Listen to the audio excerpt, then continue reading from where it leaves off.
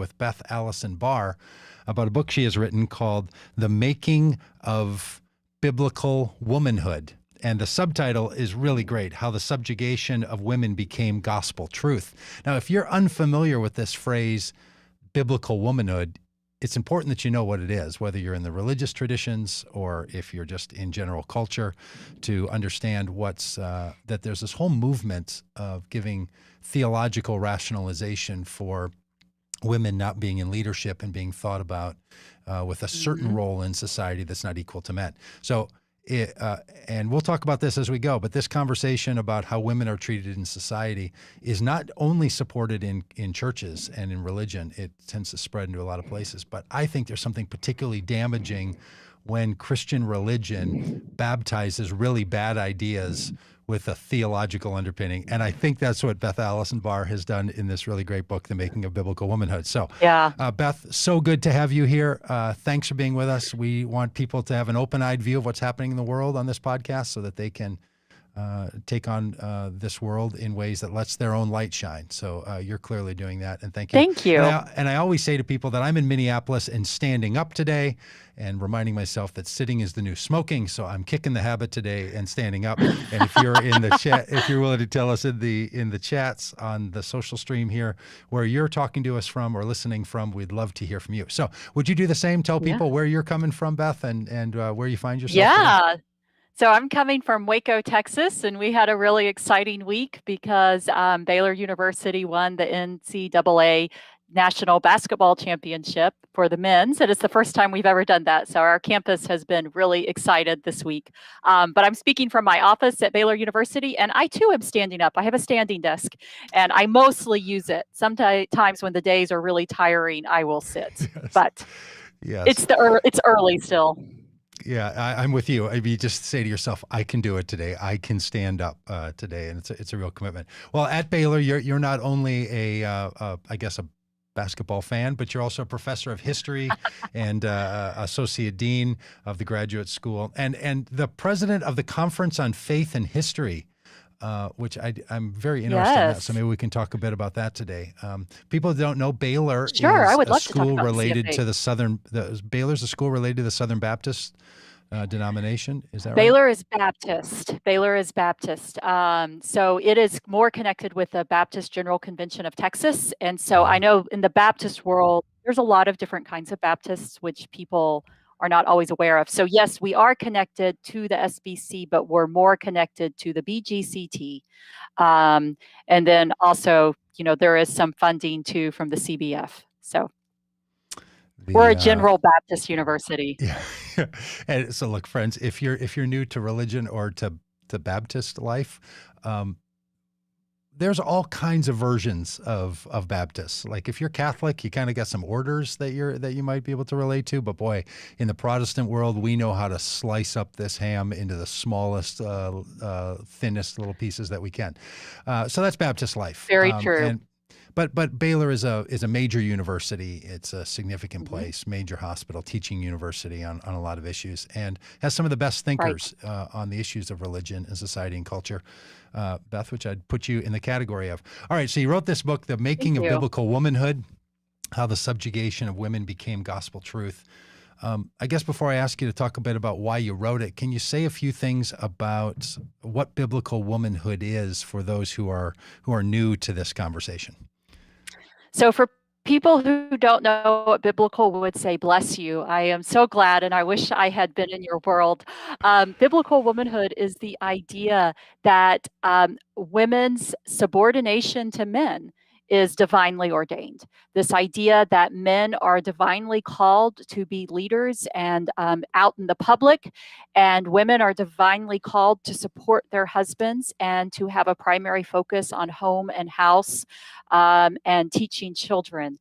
That this is not just a cultural phenomenon, but this is actually the way God set up women and men's relationships to function. So that is biblical womanhood in a nutshell. Is biblical womanhood something that's been around and argued as a theological point for the history of the Christian tradition, or is it a new advent, or is there a new version of it now that we're all dealing with? Yeah. That's really what my book is about. So on the one hand, there is an argument that biblical womanhood is not new. And there is some truth to that because biblical womanhood is patriarchy. And patriarchy is a system that has been with us since the beginning of civilization. However, that and biblical womanhood itself, the biblical womanhood that we know today, is really an originated in the 20th century. And so I'm trying to think here that there's sort of two versions. It's born in the late 19th, early 20th century, and then it really picked up steam in the movement that we know as complementarianism or biblical womanhood, really picked up in the 1970s and is a direct response to the feminist movement of the 1960s and 70s. So that's sort of when we think about biblical womanhood now, that's what it is. It's this very modern creation but it has, the reason it is so powerful is because it mimics this much longer human tradition of patriarchy that has never been good for women. And I know that you're a history professor, so I'll be careful because I know that you're going to be thoughtful about all of your answers. And you're not only you're not an activist as I am talking about these issues. But can you say a few words about what patriarchy is? It's common for people to hear it in our society, and people will be like, "I'm against patriarchy." And I think it's one of those terms that people have a general sense, but no one uses it like in conversation. It's not a typical conversation. So what is patriarchy in the technical sense, and then also in the practical sense of which this biblical womanhood is some Christian theological justification for? Right. No, that's a very good question. And it's the reason that in the Making of Biblical Womanhood, I start off with tackling what is patriarchy. And patriarchy is not only a term that people mostly don't use, it is also a term that is intentionally not used by many Christians. It's seen as something that's very negative, or the other understanding of it is that, of course, Christianity is patriarchal because of the patriarchs. We think about the patriarchs in the Old Testament, and this is a term that we get all the time. So what is patriarchy? On the one hand, patriarchy it has different meanings. In the church, it has often been used to talk about the leaders of the church. And so you can think about the patriarchs in the Eastern Orthodox tradition. It has also been used to think about the significant figures in the beginning of Christianity and Judaism, the patriarchs. But historically, what patriarchy is, it is a system that values women under men. And this is manifested in many ways. It's manifested in economic ways, in legal ways, in social ways, in cultural ways, and religious ways. So, for example, a really good way to talk about patriarchy is the wage gap between women and men. And one of the things that most people don't realize today is that this wage gap is a historical continuity. In the medieval world, and I'm a medieval historian, in the medieval world, women got paid about the same amount less, about 70 cents to a modern dollar, less than men for exactly the same work. And this is the same wage gap that we have today. So this is a system of patriarchy in which just because women are not men, they get paid less than men. Just because women are not men, they are legally considered a different category and often considered to be under the authority of men. Most women today don't realize that until the 1970s, if we wanted to buy a car or wanted to have something such as that, we had to have a male cosigner to give us permission to do that. And that is patriarchy. So a system, a social system that values women as less than men. Wow, that's the clearest definition. Oh yeah, with the precision and sensitivity of a college professor. Thank you. That's extremely helpful. And there's a lot of people whose experience with biblical womanhood or the role of women and men being different, this phrase you use called complementarianism, which is a technical term for women have some roles, men have other roles. Everyone's equal in your roles. Yeah. This kind of right, which we can talk about. A lot of people have only experienced that through their churches because often churches, the Catholic Church is a patriarchal system, right, by design. a lot of evangelical and conservative churches, and other religions too. Religion does this. I was in a temple in Thailand, a Buddhist temple, and only men could Mhm. step up on the small risen platform, and women had to sit in other places. But for a Yes. lot of us, we only experience it most profoundly in the Christian tradition. But it's really not only there. It's a larger societal struggle. Is that fair? And I'm not letting Yes. churches off the hook, because I think churches Yeah. then try to baptize that idea with some theological teaching from Genesis or the Book of No. Mormons or something. This is a historical construct. This is something that women's historians have been talking about for a very long time. And this is one of the things that I think Christians just don't understand, is that when we think about biblical womanhood today, we think about it as a countercultural movement. We think that, of course, the world Mm. doesn't value the Christian family structure in which wives submit graciously to their husbands and the husbands lead spiritually, as as these shepherd figures, and that this is something that should be against the culture and that the culture should not respond well to. But what we don't realize is that it's not countercultural. This is the way women are always treated. You can call it different things. You can make it sound prettier. Saying separate but equal is a way that we've often tried to dress up inequality. We tried to do it in the civil rights movement, and we try to do it with patriarchy in the Christian world. We call it complementarianism, and we call it distinct gender roles that are still spiritually equal. But it all boils down historically to one thing, and that is that men, simply because the way they are born, because of their bodies, that they have the right to have authority and actually have the better leadership capabilities than women do, simply because of women's bodies. And this is not biblical, which is the main argument of my book.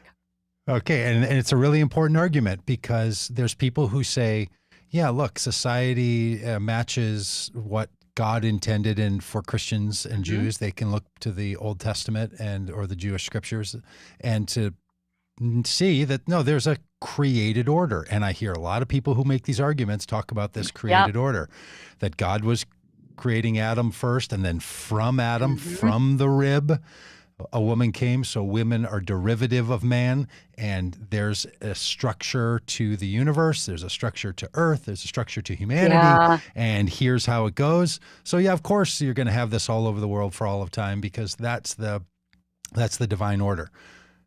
So is that what the Bible Yeah. says? Let's start there. I mean, even if you get No. before the Apostle Paul or Jesus or anything, is this how Yeah. someone should understand their history of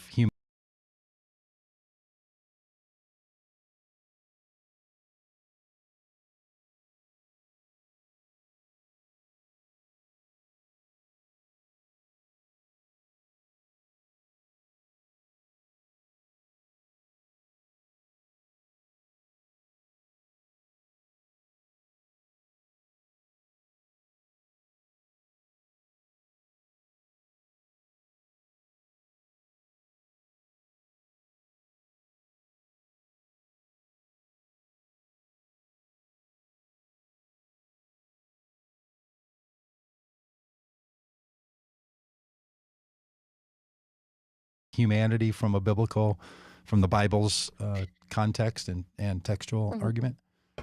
We love the law and order argument. And historically speaking, this is a new argument.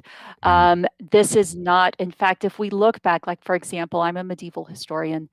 And one of the things that the medieval church emphasized, now, the medieval world is a bastion of patriarchy, just like the modern world is a bastion of patriarchy. So it was also not a good place for women. Hmm. But at the same time, the reasons that they argued for patriarchy were different than what they Wow. argue for today, which tells us something really significant. And in the medieval world, the problem was women's bodies, that they had this Aristotelian idea. They were bold-faced about it. The problem was women's bodies, that women were corrupt men. Their bodies made them less intelligent. Their bodies made them less capable of understanding leadership, and made them weaker than men. And so therefore women couldn't lead. However, there was a caveat in the medieval world that if women could forsake their bodies, and if women acted more like men, then they could take on the responsibilities of men. And so this is why, and this was theologically sort of this understanding. One of the sermons collections that I deal with from the 15th century, it says, women and God be men. And so women who can, that spiritually women have the capability of escaping their bodies, and which they saw as a consequence of the fall, that women are corrupt as a consequence of the fall. And in fact, whereas we argue today, complementarianism has made this eternal argument that women are always under the authority of men, and that women were created to be under the authority of men. And in the medieval world, we actually do not see this. In fact, some medieval theologians, they said, Paul's dictates about women only apply to wives, because wives legally are under the authority of their husbands. And so this is what Scripture, so if they're in that place, then they should be subordinate. But if women aren't married, it doesn't apply to them. And so this is a very, so this shows us that in Christian history, while women, there have always been levels of patriarchy, they aren't always the same, and they are applied differently. And so it really is this modern understanding that women are always supposed to be under the authority of men, are always created with these distinct roles that push women out of leadership. This is a new thing.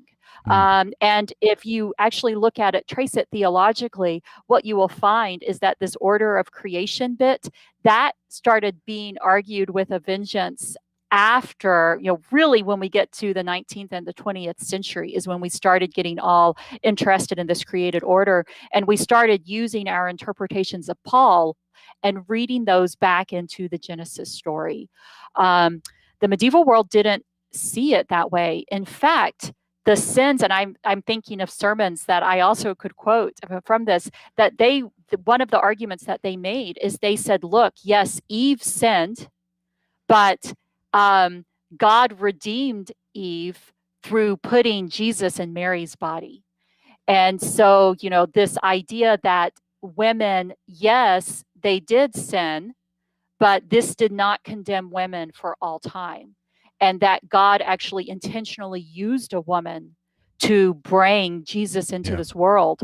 And one of the sermons says, so you don't treat women as essentially less than men because God doesn't treat women that way. And it's this really powerful sort of statement. And I think we've forgotten that. So the way Christians have understood patriarchy changes because it's not built on the Bible. It's built on how we bring our culture to the Bible. So again, very helpful. And for those who aren't keeping up on their historical terms, what period of time do you consider the medieval period? Like when you say that window, what years is that? So the ancient world really goes, if we think about it, it goes up to around 500. That's really sort of a loose time. The medieval world is considered to be 500 to about 1500. Think about the Reformation. And then the Reformation era is, of course, the 16th into the early 17th century. And then the latter half of the 17th century up to now is modern, early modern, and modern. So if that's helpful. And it is helpful. My book covers all of this. You should pick it up. Yeah, you should go ahead and pick up your copy of The Making of Biblical Womanhood, How the Subjugation of Women Became Gospel Truth. You should pick that up. I think it's helpful because what a lot of people don't know is how much of our modern day Western civilization and Christianity is really rooted in this period of time from 500 to 1500. Like that is first of all, it's a long time. It's 1,000 years, but that it's a very long time of time, boy, a lot of the ideas and a lot of the notions and a lot of the presuppositions of starting point are still coming from that period of time. And so when something like in the Christian tradition, I will just be so bold as to say, got it wrong, 1,000 years ago, and now it's carrying through. It feels like, well, people have always thought this.